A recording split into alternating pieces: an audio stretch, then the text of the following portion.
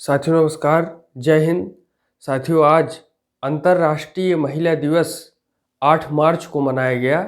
आज हम चर्चा करेंगे महिला सशक्तिकरण, चुनौतियां एवं संभावनाएं पर। और हमारे भारत का एक विचार है, आइडिया ऑफ इंडिया है, यत्र नार्यस्तु पूज्यन्ते रमन्ते तत्र देवता। जहाँ पर नारियों की, महिलाओं की सम्मान होती है, पूजा होती है, वहाँ पर देवता निवास करते हैं। ऐसा हमारे भारतीय विचारकों ने कहा है, दार्शनिकों ने कहा है। नारी तो नारायणी, यह भी आइडिया ऑफ इंडिया है। और कोमल है, कमजोर नहीं, शक्ति का नाम ही नारी है। जग को जीवन देने वाली मौत भी तुझसे हारी है। शक्ति का नाम ही नारी है, जग को जीवन देने वाली मौत भी तुझसे हारी है। यह हमारे महिलाओं के सम्मान के लिए, महिलाओं के सुरक्षा के लिए और महिलाओं की जो भागीदारी है, उनकी शक्ति है, ये इस कविता में साफ दिखाई पड़ती है। बेटी बचाओ बेटी पढ़ाओ अभियान आदरणीय प्रधानमंत्री श्री नरेंद्र मोदी जी द्वारा चलाया गया। इसकी शुरुआत हरियाणा में की गई, क्योंकि हरियाणा में बालक और बालिका का अनुपात असंतुलन की स्थिति पैदा होती जा रही थी और इसलिए बेटी बचाओ और बेटी पढ़ाओ के कार्यक्रम से बहुत ज़्यादा जन जागरूकता बढ़ी है। एक प्रश्न है जो कि हर किसी से पूछा जाता है कि माँ चाहिए, बहन चाहिए, पत्नी चाहिए, तो फिर बेटी क्यों नहीं चाहिए? यह एक प्रश्न सभी से पूछा जाता है। और आज समाज में ऐसी स्थिति पहुंच गई है कि हर जगह महिलाओं को सम्मान देना, उनकी भागीदारी सुनिश्चित करना, चाहे वह राजनीतिक क्षेत्र हो, सामाजिक क्षेत्र हो, प्रशासनिक क्षेत्र हो। और आज तो एयरफोर्स में भी महिलाएं जो है, पुलिस में भी महिलाएं, हर जगह महिला अपनी हिस्सेदारी, अपनी भागीदारी सुनिश्चित कर रही हैं। और यह एक समाज की वृद्धि के लिए, समाज को आगे बढ़ने के लिए यह एक आवश्यक तत्व है।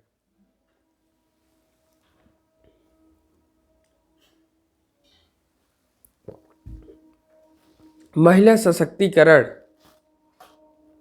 किसी भी समाज का स्वरूप वहाँ की महिलाओं की स्थिति एवं दशा पर निर्भर करता है।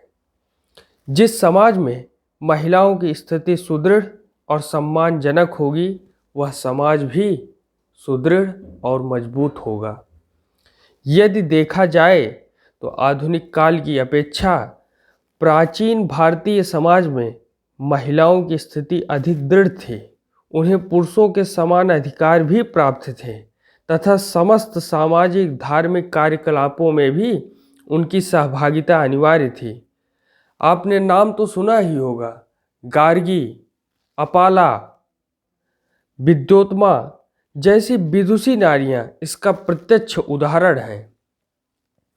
परंतु कालांतर में भारत पर होने वाले लगातार विदेशी आक्रमणों के परिणाम स्वरूप धीरे धीरे महिलाओं की स्थिति में गिरावट आई और वर्तमान में स्थिति यह है कि हम महिलाओं के सशक्तिकरण पर चर्चा कर रहे हैं। जो नारी स्वयं में शक्ति स्वरूपा है, अन्नपूर्णा है, सृष्टि का प्रमुख आधार है, उसके सशक्तिकरण पर विचार विमर्श किया जा रहा है। यही तथ्य स्वयं में उस महिला सशक्तिकरण आज विचार विमर्श का एक, हमारा समाज वर्तमान की किसी परिस्थिति में परिवर्तन लाना चाहता है जिससे यह माना जा सके कि महिला सशक्तिकरण को प्राप्त किया जा चुका है। यह महिला सशक्तिकरण को प्राप्त करने में कितनी दूरी रह गई है, यानी एक पैमाना, एक आंकड़ा निर्धारित करना चाहिए कि हम 50% हिस्सेदारी किस प्रकार जो है, जितने पुरुष हैं उतनी महिलाएं हैं। तो ऐसी जो स्थिति है और बिना हम बालक को भी आगे लाना होगा, बालिका को भी आगे लाना होगा। ऐसी स्थिति बनाने की बहुत आवश्यकता है। भारत का सामाजिक ढांचा ही महिलाओं और पुरुषों के लिए पृथक पृथक भूमिकाओं का निर्धारण करता है, जिसके दुर्भाग्यपूर्ण परिणाम स्वरूप वर्तमान में प्रत्येक स्तर पर महिलाओं के साथ कई जगहों पर भेदभाव किया जाता है। आज अमेरिका सहित विश्व का कोई भी राष्ट्र यह दावा कर पाने में सर्वथा असमर्थ है कि उसके यहाँ किसी भी स्वरूप में महिलाओं का उत्पीड़न नहीं किया जाता। वर्तमान में महिलाएं तृतीय विश्व की भांति हैं, जहां उनके अधिकार सीमित और कर्तव्य असीमित हैं। तो महिलाओं को सशक्त बनाना, उनको जो है आगे बढ़ाना और सकारात्मक परिवर्तन करना, ये हर जगह जरूरी है। स्वामी विवेकानंद जी ने एक बात कही है, वो जाननी हमको जरूर चाहिए कि कोई पक्षी अपने पंख के सहारे नहीं उड़ सकता, चाहे वह पंख कितना ही शक्तिशाली क्यों न हो। बस यही बात सभी समाज, सभी संस्कृतियों पर भी लागू होती है। उन्होंने कहा है कि कोई पंछी अपने पंख के सहारे नहीं उड़ सकता, चाहे वो पंख कितना ही शक्तिशाली क्यों ना हो। शायद वो इसमें ये बात कह रहे थे कि उड़ने के लिए पंख तो आवश्यक है ही, लेकिन पंख लगे, पंख पक्षी में ही लगते हैं और पक्षी जीवित रहेगी तभी जो है वो उड़ान भरेगी। उसका उड़ने का विचार रहेगा तो वो उड़ान भरेगी। और ये जो है बहुत बड़ी बात कहते हैं। तो सशक्तिकरण वह बहुआयामी प्रक्रिया है जो कि महिलाओं में सामाजिक आर्थिक संसाधनों पर नियंत्रण स्थापित करने की क्षमता का पर्याप्त विकास करने का प्रयत्न करती है।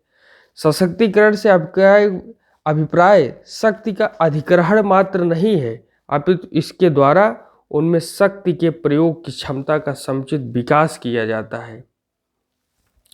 महिलाओं को सामाजिक हाशिए से हटाकर समाज की मुख्य धारा में लाना, निर्णय लेने की क्षमता का विकास करना, उनमें पराश्रितता, दूसरों के सहारे की जो भावना है और हीन भावना को समाप्त करना, यही सशक्तिकरण है। इसी पर जो है भारत सरकार चलने का प्रयास कर रही है। महिला सशक्तिकरण जैसे शब्द को अर्थ तभी मिलेगा जब पितृसत्तात्मक व्यवस्था जानेगी कि महिला के सशक्त होने से समाज की कुरूपता एक हद तक कम हो जाएगी और समाज एक बेहतर स्थान बन पाएगा। समाज आगे बढ़ने के लिए सबसे आवश्यक तत्व है कि आप 50% आधी आबादी को पीछे नहीं छोड़ सकते, आपको आधी आबादी को भी साथ लेकर चलना पड़ेगा। और आधी आबादी महिलाओं की है, ये आपको मानने के लिए पूरी तरीके से तैयार होना पड़ेगा। पूरे विश्व में ऑल वर्ल्ड में जितने भी जाने कितने ऐसे दमनकारी कार्य किए गए हैं जिन्हें महिलाएं पूर्णतः दूसरों पर आश्रित हो गई हैं। ऐसे जब वोट देने के अधिकार की बात आई तो महिलाओं को वोट के अधिकार देने से कुछ देशों ने इनकार कर दिया। आपको जानकर हैरानी होगी कि सऊदी अरब में बहुत बाद में जाकर के महिलाओं को वोट देने का अधिकार मिला।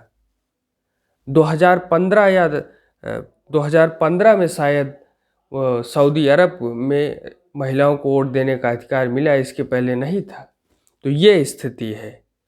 पर्दा प्रथा, बुर्का, सती प्रथा, कन्या भ्रूण हत्या, कन्या शिशु हत्या, दहेज, बाल विवाह, न जाने कितने ऐसे अपराध जिन्हें सामान्य बात की तरह मान्यता मिल गई। दहेज जैसे कुप्रथा की ही बात करें तो आज भी दहेज के राक्षस ने भारतीय समाज को अपने में घेरे हुए है। बिना दहेज के लेन देन के विवाह ढूंढने पर भी नहीं मिलते, और यदि मिल भी जाएं तो कई हजार में एक की संभावना होगी।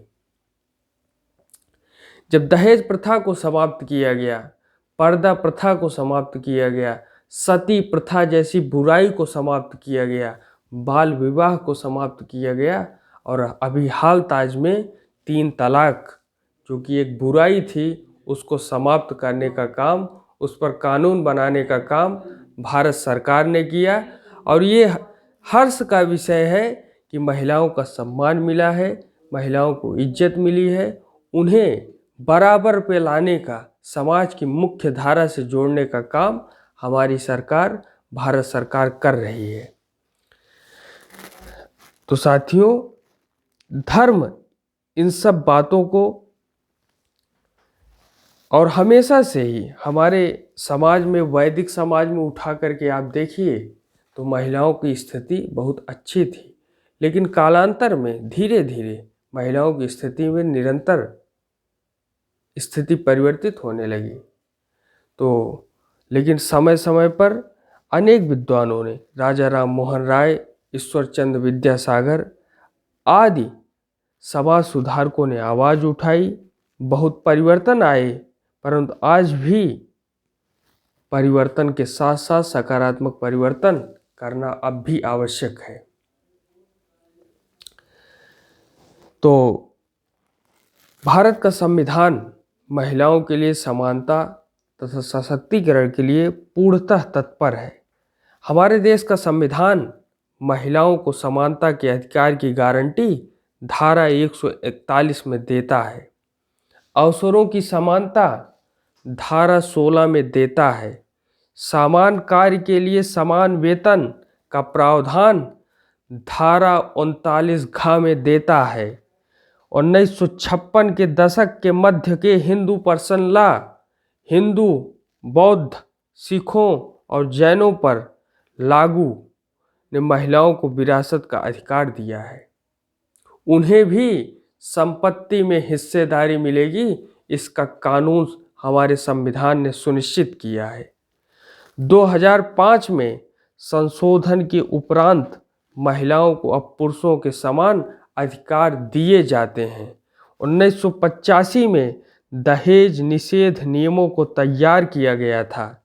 घरेलू हिंसा कानून 2005 से तथा महिलाओं का संरक्षण 26 अक्टूबर 2006 को अस्तित्व में आया। अनैतिक तस्करी अधिनियम 1956 में पारित किया गया। ऐसे अन्य भी कानून हैं जिनमें महिलाओं को संरक्षण, स्वतंत्रता तथा अन्य अधिकारों को सुनिश्चित किया गया है।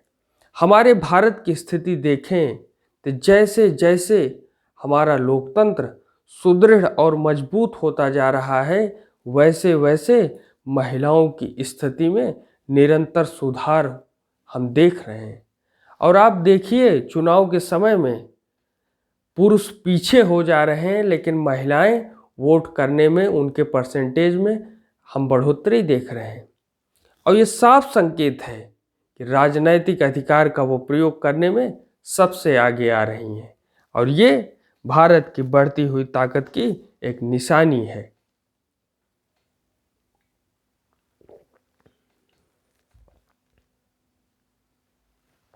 साथियों,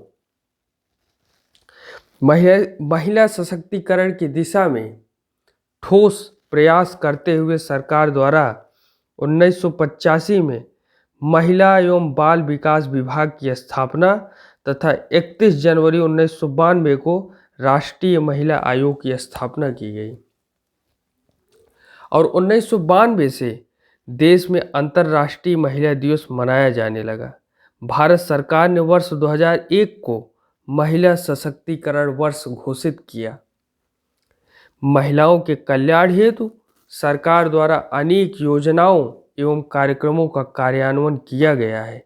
इनमें प्रमुख है जो आपके सामने है, बेटी बचाओ बेटी पढ़ाओ योजना, उज्ज्वला स्वधार गृह, नारी शक्ति पुरस्कार, महिला ई हाट, कामकाजी महिला हॉस्टल, वुमन हेल्पलाइन योजना, और यहाँ तक कि पुलिस विभाग में भी महिला हेल्प डेस्क बना करके महिलाओं को उचित सम्मान देने का काम किया गया है। यही है जिसके कारण महिलाओं की स्थिति में निरंतर सुधार हम देख रहे हैं। महिला सशक्तिकरण की दिशा में किए जाने वाले प्रयासों को सफल बनाने हेतु यह भी आवश्यक है कि समाज की मानसिकता, विशेषतः स्वयं महिलाओं की मानसिकता में परिवर्तन लाया जाए।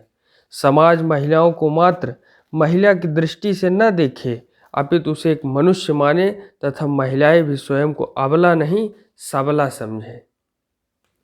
इस दिशा में गैर सरकारी संगठन अधिक प्रभावशाली भूमिका निभा रहे हैं और निभा सकते हैं। महिलाओं की स्थिति को नीचा बनाने वाली सामाजिक परंपराएं समाप्त की जानी चाहिए।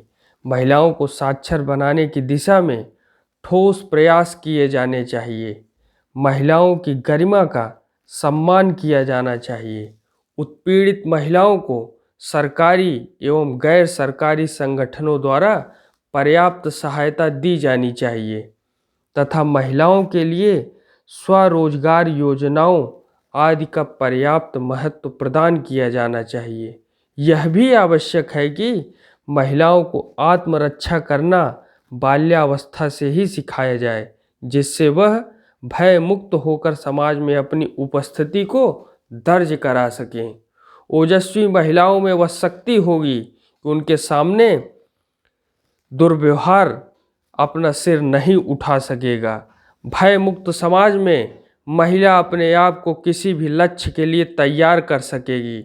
यदि सोचा जाए तो बीते कुछ समय में अनेक महिलाएं समाज में उभर कर आगे आई हैं, जिन्होंने विसंगतियों से लड़कर स्वयं को आगे बढ़ाया है और पूरे समाज में अपना लोहा मनवाया है।